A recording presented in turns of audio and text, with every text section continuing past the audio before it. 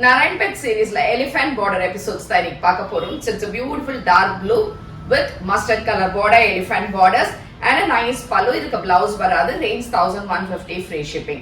So இந்த sareesல மொத்த 10 colour இருக்கு. பிடிச்சிருந்தா நம்மளோட வெப்சைட் ambarasarees.com இல்லனா WhatsApp 9176676331 and direct purchase Kalyaman Cool Street Virgambakkam Chennai 92 ல வந்து வாங்கிக்கலாம். வேற எங்கேயுமே branches கிடையாது.